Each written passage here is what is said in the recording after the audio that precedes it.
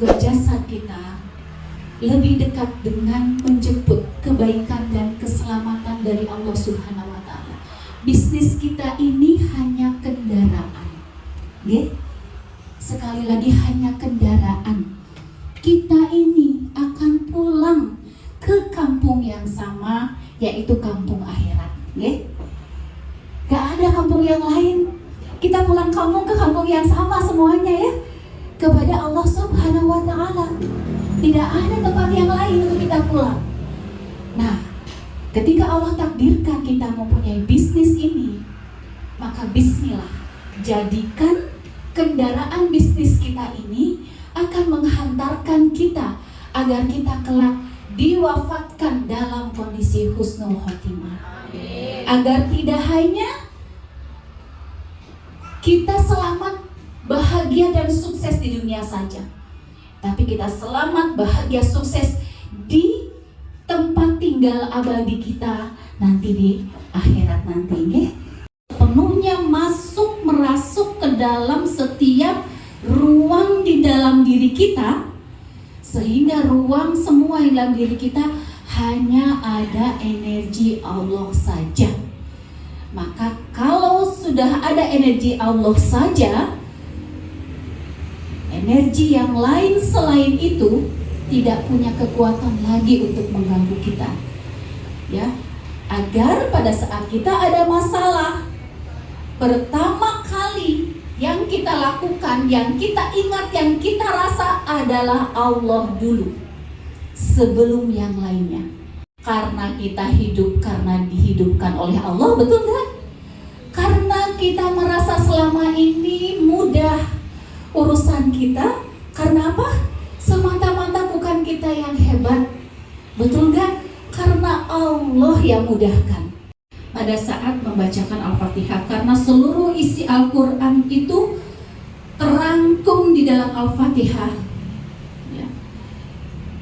Bayangkan, rasakan Allah sedang melihat, menyaksikan, meneropong kalbu kita, karena satu-satunya unsur yang ada dalam diri kita yang diteropong oleh Allah itu hanya kalbu.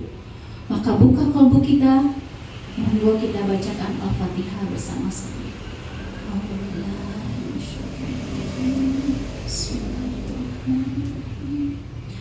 Alhamdulillahirabbil alamin, arrahmanirrahim, maliki yaumiddin, iyyaka na'budu wa iyyaka nasta'in, ihdinas siratal mustaqim, siratal ladzina an'amta 'alaihim, ghairil maghdubi 'alaihim waladdallin. Amin. Tiupkan ke dada, ke tangan kanan kita. Simpan di dada sebelah kiri. Di sini ada jantung. Di sini ada kalbu kita. Dan jantung ini mempunyai memori yang lebih kuat 700 kali lipat daripada memori otak. Menjamkan Al-Fatihah yang sudah kita tiupkan ke telapak tangan kita, masukkan ke dalam ruh kita, ke dalam kalbu kita. Biarlah izinkan ruh dan kalbu kita ini diisinya hanya dengan energi Allah saja, tidak yang lainnya. Hanya Allah saja, tidak yang lainnya. La haula wa la quwwata illa billah. Allahumma sholli ala sayyidina Muhammad.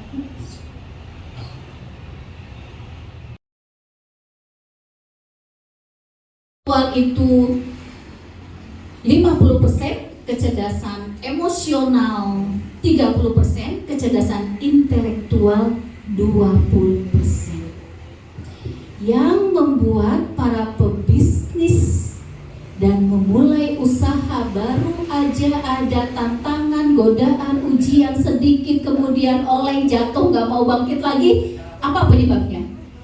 Ternyata setelah diteliti, kita hanya memakai modalitas dan energi yang sangat lemah. Itu semua berada di wilayah kecerdasan intelektual yang hanya 20% saja. Yang membuat pada para pebisnis tumbang itu ternyata satu, Bapak Ibu, sebabnya itu karena apa? Belum selesai hubungannya dengan Allah.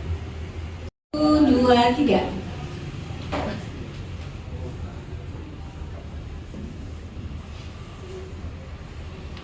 Masya Allah, tepuk tangan dengan semuanya. Orang yang sedang terpuruk dan sedang mengalami masalah kehidupan itu memang biasanya pikirannya cenderung negatif. Sudah berniat ingin memperbaiki kehidupan kita, akhirnya menjemput sesuatu tujuan yang paling tinggi, yaitu ridho, maka yang ada di bawah-bawahnya itu Allah akan tundukkan untuk kita. Allah akan hadirkan orang-orang yang baik kepada kita. Allah akan hadirkan lingkungan yang akan membawa kita lebih dekat dengan kebaikannya. Kekuasaan Allah itu tiada batasnya dan melebihi apapun juga, dan tidak terukur oleh akal pikiran kita. Maka harus lepaskan. Kadang-kadang kita harus mengenalkan pikiran itu. Agar apa? Tekan pikiran. Agar apa? Agar keimanan yang naik. Akhirnya langkah-langkah kita yang menjadi basicnya adalah keimanan. Keyakinan kepada Allah Subhanahu wa Ta'ala bahwa hanya Allah satu-satunya. Satu-satunya itu apa? Tidak ada yang lain, ya. Satu-satunya itu tidak ada yang lain. Kalau di dalam diri kita masih ada yang lain, berarti kita belum bertauhid dengan benar. Kalau sedang ada masalah, yang pertama, wah ini nanti ada tagihan jam 10, pinjam sama siapa ini? Berarti makhluk dulu kan ya, kalau gitu. Sadar gak? Sadar ya? Ayah, engkau takdirkan bisa membayar tagihan di jam itu, aku yakin engkau pasti akan siapkan. Dan kalaupun tidak, aku yakin engkau pasti akan kuatkan aku dan lembutkan hati orang yang menagih itu agar menjadi baik-baik saja. Hari ini kita ngantar barang, ada yang order, diantar sendiri nih bikin ke rumahnya. Rumahnya tidak ada, di bel-bel gak bunyi, ya. Berarti waktu itu belum rezeki. Aku yakin padamu ya Allah dengan segala pengaturanmu. Bahkan Allah itu tanpa kita bicara pun Allah tahu pergerakan hati kita.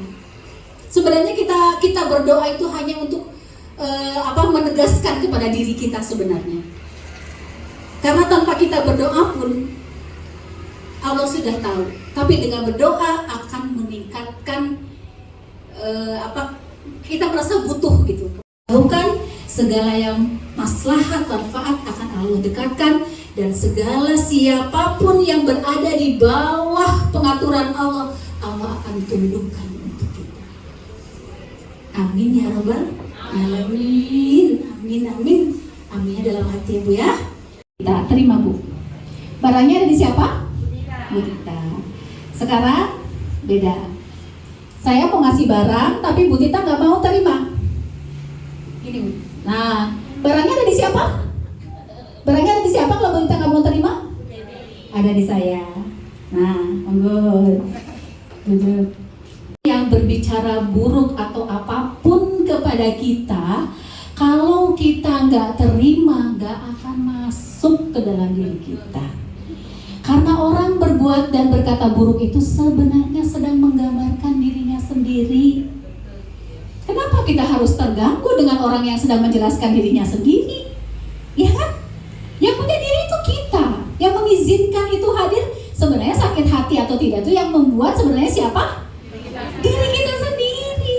Karena kita izinkan.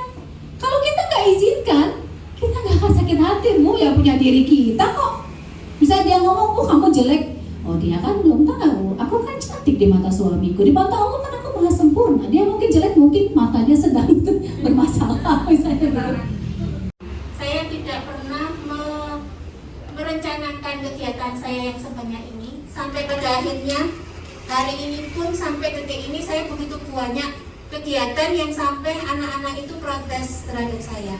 Jadi lama menjawab WA, terus jadi intensitas saya dengan anak-anak ini jadi berkurang. Anak-anak saya sudah semakin besar, mereka mempunyai kegiatan masing-masing, saya pun juga sibuk. Ketika kita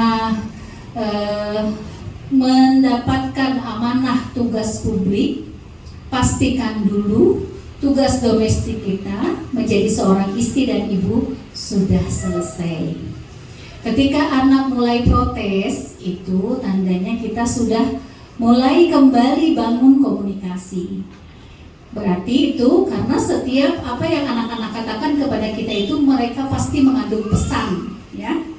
Tangkap pesannya. Mereka mungkin kehilangan momen-momen yang sebelumnya biasanya dengan ada ibunya, kemudian tidak ada ibu, bangun kembali komunikasi. Setelah ini ketika ada masalah, ketika ada kegiatan, itu akan menjadi teladan kita untuk mereka bahwa kita minta izin dulu kepada mereka. Contoh saya ya Bu ya, dengan aktivitas sahabat itu. Contoh hari ini saya boleh tanyakan ke Mbak Ilmi. Karena tanggung jawab saya, yang saya harus bertanggungjawabkan keamanahnya di hadapan Allah, lebih dulu adalah tugas saya sebagai istri dan juga ibu.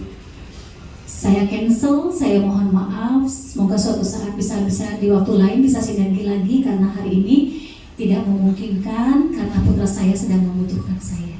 Contohnya seperti itu, ya. Itu acara besar loh Bu. Itu acara besar.